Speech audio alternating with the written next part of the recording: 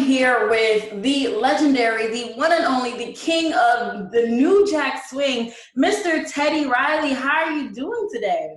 I'm doing wonderful. How are you? I'm awesome. I'm really. I feel like I'm too hype right now. Like your vibes are so like. Let me get calm. Let Well, me get calm. How no, you you doing stay the today? way you are. No, I'm gonna be weird. How you doing today? Doing pretty good. Awesome, awesome. So, I'm so excited to be talking to you. You have been not only been a legendary icon in the hip hop and R&B community, but lately, you've been making a couple headlines. You had the Versus battle, which I tuned into, and I enjoyed so much. I think that you were able to bring a lot to our culture. How do you feel that that battle itself was, something important that we needed, especially during these times?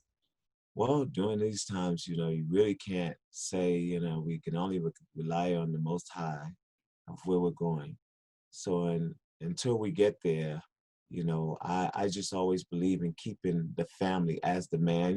We are the men of our families, meaning, all of our ladies and our kids and our children out there. So I always believe in keeping the family encouraged, keeping the hope alive. And that's what it did for everyone, from the verses to the Black Street concerts and just keeping everyone entertained. And of course, it's not for any agenda or, it was just basically to keep everyone going because these are crazy times, and for us, period. But at the same time, it's a moment where we have to keep everybody, just encouraged. So that's how I feel, just being the man of the family. Yes, absolutely, absolutely. So, being such a prominent figure in hip hop and in R&B, how do you feel that your legacy has grown from when you started to now? Well, I can only say it's just been smooth and, you have your bumpy roads, but with those bumpy roads, God wouldn't put you through anything if he didn't think you would make it. That we are perfectly imperfect. And we're so driven and determined. So I just know that I rely on him. I rely on him, and just let him have his way.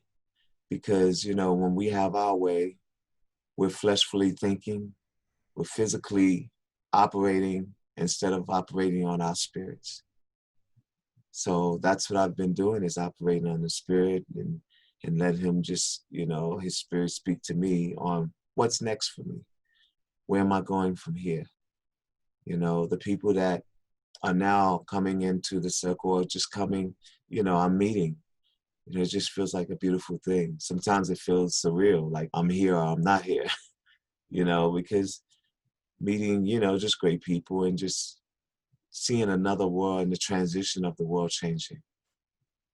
Absolutely. And speaking of transitioning and changing, you've seen the hip hop and R&B community grow and evolve.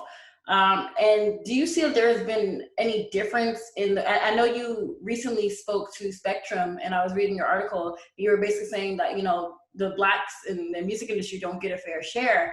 How do you feel that we don't get enough in the music industry? We don't get enough representation, that there's too much going on. Like, what is your opinion on that?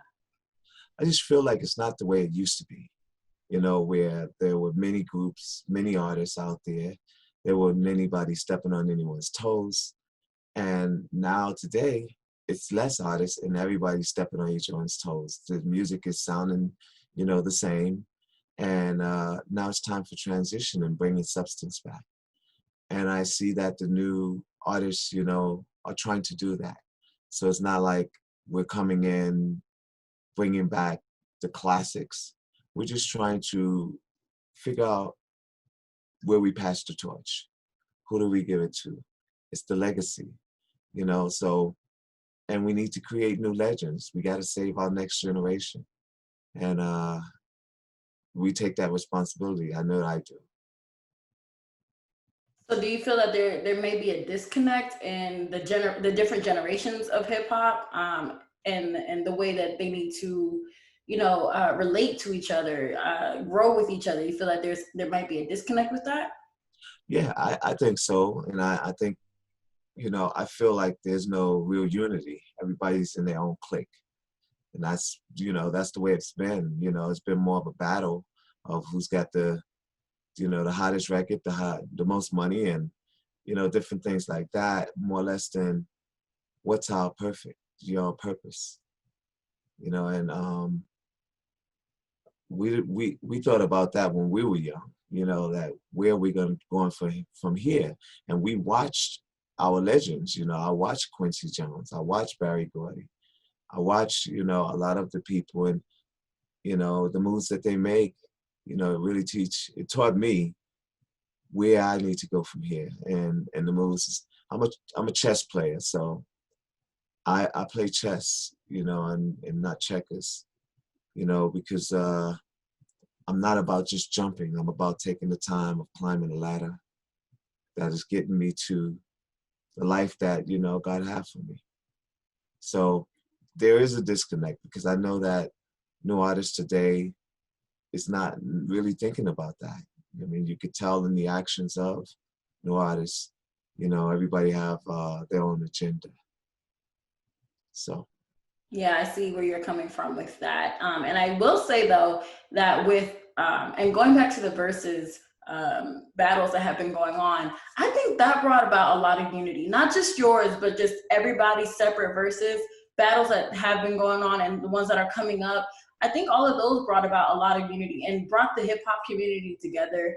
And more specifically, the Erica Badu versus Jill Scott versus, I don't know if you watched that one.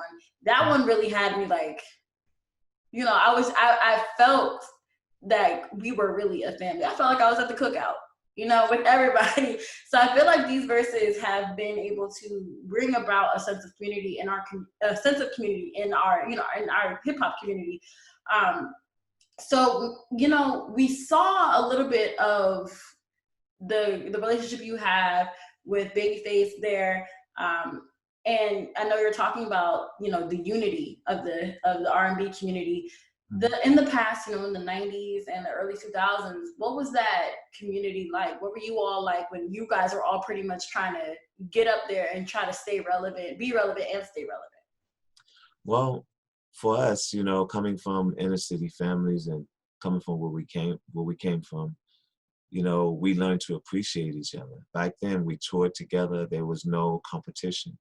And if there was, it was just very friendly, and everyone really fellowship, and it's not really, yeah, it took, like with verses, yes, we definitely we fellowship, but why did it take this time, with the verses for us to have that unity, as a community? Because it's not just it's blacks, whites, we all should have the unity, excuse me, because we're facing the same thing, but it shouldn't take this. I know this now makes a transition, and I hope the transition happen for us to have that unity. And I just long for it. We all long for it. I'm sure you have. And, with all the stuff that's going on with the police brutality and all of that stuff, it's really the other side is trying to still divide us. And we're now starting to wake up to know that, and knowing that we have to come together in order to fight off the brutality and what's going on. And if we don't do this in numbers, we're going to lose again, and it's going to divide us. And that's what they want. So what I pray for is us having that unity, us coming together. Doesn't matter, musically, in films, through a book, through just anything that we can, a picnic, going to the movies, or everybody's bowling, or whatever we could do together. Let's do it together. Let's have a different way of life and perspective as we're entering this new transition. So. So how do you feel that music might be able to be a catalyst for that type of change that you're looking for, or the what you're speaking about? That music, I think, can be something that brings people together. That's just my personal opinion. So what do you think that that music can do when it comes to bringing our people together? It can definitely save us. It can definitely detour our minds, in a different direction.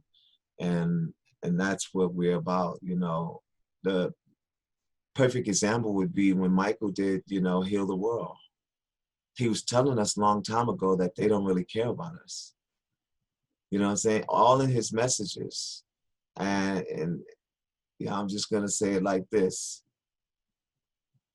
It really, I would say, it made them happy because he was warning us.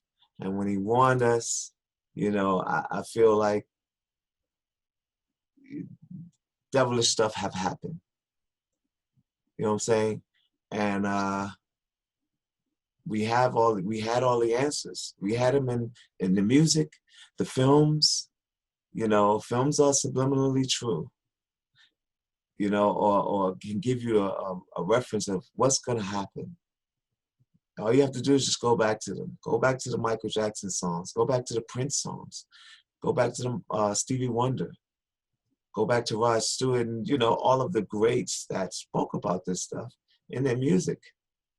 And even the ones that wasn't for the positivity, you can actually go back to that and it'll give you a reference of what's happening now.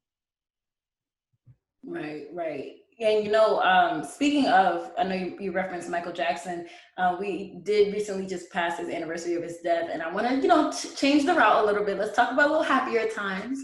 Yeah. You worked with Michael. What was your best memory, or I know you probably have a lot. What was your best memory that you had with him? No, my best memory with Michael is just being his friend for 19 years. That's a memory, and that's one thing that I can take with me, and he took with him. We had a great brotherhood, and we enjoyed the life of working with each other and becoming, getting to know each other. And we've known each other, like I said, 19 years. And, I cherish those moments. And you'll definitely see in my biopic, the moments of Michael and I, and just Michael and the people around me and me around his people. It's gonna really shed a light on a lot of people. That's I'm excited to see it. I can't wait for it to come out when that time comes. So thank you, Teddy, for speaking with us today. I'm really happy that we were able to have this discussion. And I loved your insight on the music industry. So yes, I just thank you. I feel honored to have even been able to chat with you today. Well, thank you so much, and thank you for having me.